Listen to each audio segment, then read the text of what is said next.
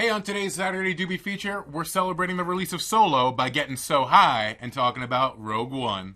High, like space, high. What?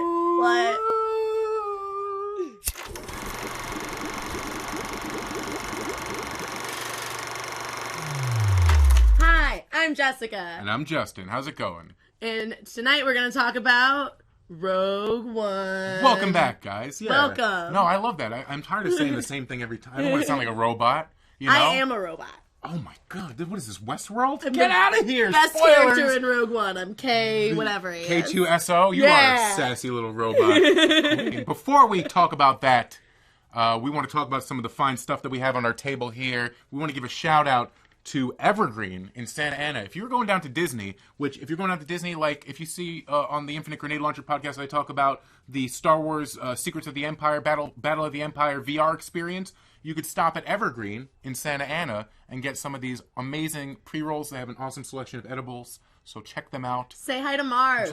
Marv is dope. Thanks, Marv. Marv is dope. I hear he's a great bud tender. Yeah. Ooh, joint. What did you think? So we're celebrating the release of Solo, which is a Star Wars story prequel. You know, and the first one that they made was Rogue One. Came out in 2016. You have many opinions about this movie, I could tell. I don't. This was the first. thing. Go ahead. Well, no. I mean, do you have like a very personal connection to Star Wars? Were you like a big Star Wars nerd growing up or something? I mean, like I had birthday. I was 9 when the re-release of like Empire Strikes Back came out. I was on the news. Like they did one of those things like we're here at the premiere, my local town, and they like interviewed me. And I was like, I love Star Wars. Fun. Yeah, that's where I got the bug, folks. And so I have a connection to Star Wars. So this was the first time that they were like, let's try to do something a little bit different.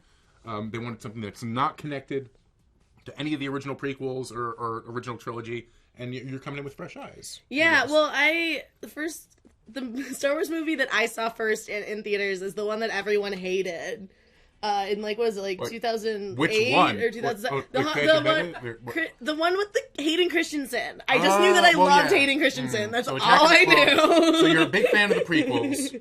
The underrated prequels. We'll say it. They're fine. I remember seeing Jar Jar Binks at the movie. I saw a lot of Star Wars movies in theaters, but it wasn't like my shtick. So you didn't see Rogue One in the theater? I did. I saw it at like the $3 theater by myself and was like, because out of all the movies I think we've covered, this is one to see on the big screen, I would say, though. Yeah. Big spectacle, a lot of action, a very exhilarating film, a lot of characters, a little confusing at points, but for as much as they tried to do differently, they really shoehorn a lot of the original stuff back into it. We're talking about the Death Star. You got Darth Vader in there for some reason. Oh my god, my favorite part upon rewatch is Darth Vader and some guy is being sassy. Some old guy. Krennic.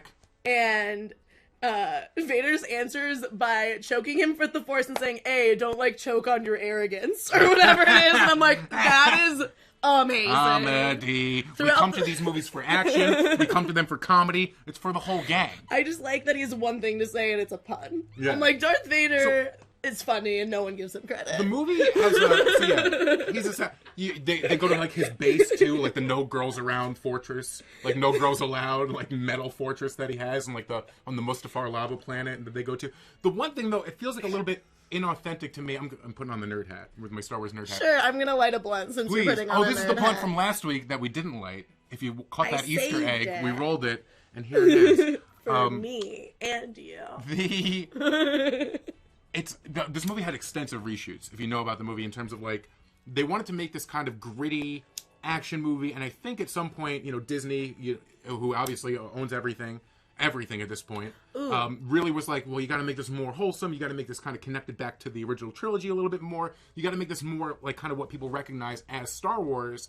And because of that, a little bit of it's disconnected. I feel like there's a lot of action on the ground by the end of the movie that doesn't really connect with the action with the space battles and stuff like that, because it just seems like they were like, just do something do something extra that we can just kind of cut in there, you know? And that's kind of also with Darth Vader. Like, in the middle of the movie, they kind of just go take a trip to see Darth Vader. I wish he was in it more, man. Yeah. Darth's great. But this is why. They knew that. They knew that that was going to be the thing that really called out to people. That's why in the trailer, there's a lot of shots that, like, they didn't even end up using. Like, Jyn Erso is, like, confronting an X-Wing on the top of the base, but that's kind of not how it plays out at the end of the movie, because she's with Cassian. Do you remember any of the character names? Like, upon rewatch? Yeah, okay. Not just me. I try so hard to pay attention to Star Wars movies, and people are gonna hate me for this. They're throwing so much at you. I understand. And, like, if anything, too, there's a lot of the coolest stuff I think in this movie is not capitalized on. I want to say that, like Saul Guerrera, the fact that he has the Borg gullet. Oh, that's the cute guy. Well, yeah. I think Forrest Whitaker's pretty cute. I don't know. Is he the cute guy in your head? Oh, no. I'm talking about, okay, Forrest Whitaker. Just use actor names. I'm just kidding. I don't, believe me. I mean, there's not a lot of really well-known actors in this film besides Forrest Whitaker. But he has the Borg gullet. Remember that monster that can tell if you're lying? That thing's dope. That's so dope. And they literally only talk about it for like 10 seconds. Yeah. That's what I want to see more of. Some of the coolest stuff, though, in this movie is just, like, glanced over to the point that, like, you got the Borg gullet, you got Jeddah, which is the Jedi City. People have been, like, waiting to see something like that for a long time, and then they kind of just, like, walk around it for 15 minutes, and then they blow it up. I think that's why it's hard for me to pay attention to. Because by the time I care about something, it's gone. You have no emotional connection, then my walls really, just go up. I mean, they give you so many new characters. It's all new characters in this movie that at a certain point, you know, by giving credit, giving credit to the movie, though, they go all out by the end of it and, like, basically kill everyone. And I gotta give props to them for that. It's a solid heist movie, is how I feel about Rogue One. Like, it's the heist. That's definitely how they went into it. The last hour really carries that really well. That action. I mean, the last half is more entertaining than the first half, for sure. Oh, yeah. 100%. I mean, by the last, like, 10 minutes, it's basically a relay race to, like, with floppy disks. You know, they're, like, chucking the floppy disk down a hallway. And they're like, here, take it, go! And then, like, beaming it up. I don't know. It gets a little to the point where you're like, you have to beam something through the thing, and you got to move this with the spaceship, and it's like...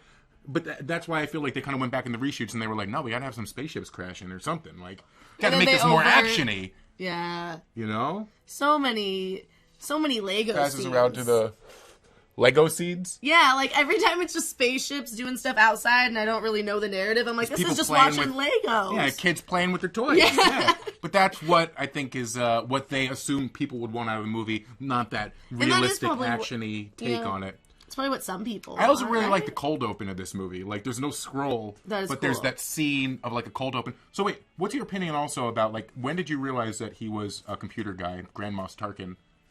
Because if you watch the movie in theaters, I really didn't notice that he was a CGI person as much. Like, I knew he was going into it, but you watch it on Netflix, you could really kind of see his cartooniness.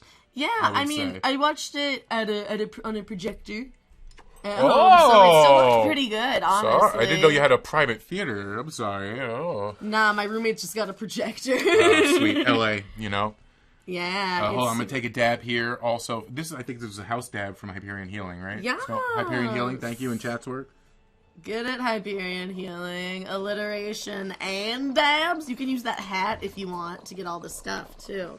Ooh, the stuff? Oh, this little hat? Yeah. This little guy? The hat. I call anything that goes on top of something else a hat. I call it a tutor.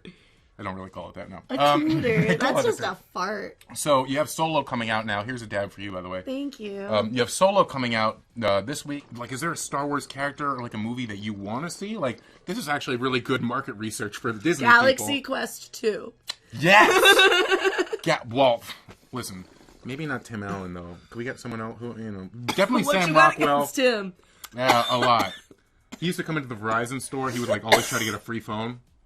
It's like, dude, you are loaded. Like, we don't have to give you... I don't get a free...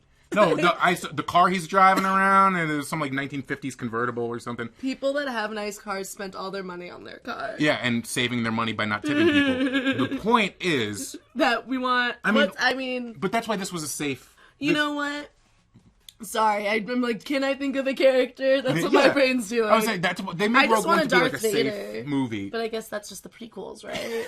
It is just the prequels. I want a better Darth Vader movie. They kind of screwed up. But what are they going to do now? They're going to just do that like 2 weeks that Darth Vader like went on vacation or something, and then like he had an adventure that they never talked about again. Vader's retirement plan. Because, What's he do when he's chilling? There was too much at stake. He's funny. He goes back to his house and he like blasts music and does like the risky business dance. I love that. That's a movie for me. I think that's what they were going to try to do. Star Wars movie is for me. That's what they were trying to do with that, what's it called? With the Solo movie with Lord and Miller. And I think maybe they're getting cold feet with that, so they had Ron Howard take over. Like, I don't know. Oh, here, someone from the audience is trying to pass you. Thank you, audience member. You had a lot of people who were like, oh, you're going to make a Boba Fett. You know, I'm wearing the Boba Fett shirt. Look how cool I am. Woo! Double fisting. You had a lot of people, they want to make like a Yoda movie or they want to make an Obi-Wan movie, and I think this was like the safest bet. Like, you don't really want to mess with those sacred cows. You kind of just want to do something unique and something not connected to it. And I think they succeeded. I mean, I think it was good. Oh, I'm going to take double. You do it? Cool kid. Thank you, everybody. Oh, this is actually burned in my head. Could you no, don't hurt yourself. It was okay. I was going to hit the Dealy Buddy too because the Dealy Buddy makes me feel safe inside. Sour Diesel here from the Urban Trees, I think, right? There's this California Platinum Farms also. Wrapping my hat. I just didn't mess up my hair. So I got that. Any other Star Wars stories? Well, if you asked me, I want to know if you could have a movie about any character, who would it be? I think, no spoilers or anything, but after they've already put Yoda kind of back into the fray, I don't know if I really need a Yoda movie, but that would be cool if they maybe did like more of like a Jim Henson style, actual old Yoda tale, like with the puppets and everything like that. That was, I was going to say, when before thank you. I got even more high, a topic that, like, how have we not gotten into the Muppets in there yet? We both love Muppets. Well, yeah. I mean, because it's another one of those things, I think, in Rogue One, they just kind of glance over. They got a lot of cool characters in the movie. They got the Cantina people just, like, walking around. I like the frog guys. There's, like, frog Muppet guys. Akbar? Yeah. Sure. Admiral Akbar guy. They're great. I don't know how to hit these. I don't know. I think you're doing great. I'm confused. Let's actually get into the crutch area here. The crutch area. Thank you, Hollywood Redux, for this fine bounty and assortment and having us. If there's something you guys want to watch too, comment below. Let us know. Yeah. We're trying to stay up with the times. Yeah. If you have a request, we'd love to watch it. And obviously, I mean, like, we don't mind smoking and talking about it. You know what I'm saying? So, find me on Instagram. Just Gentile. Doobie Girl. What was it? You know it's Jessica 420, bro. Don't pretend like you don't. Yeah, dude. Yeah, bro. Yeah, dude. Here, pass this around to the audience. We're going to keep doing this damn thing. Thank you guys for watching. Thanks to our sponsors, and we'll see you guys next time. Thank you. Bye.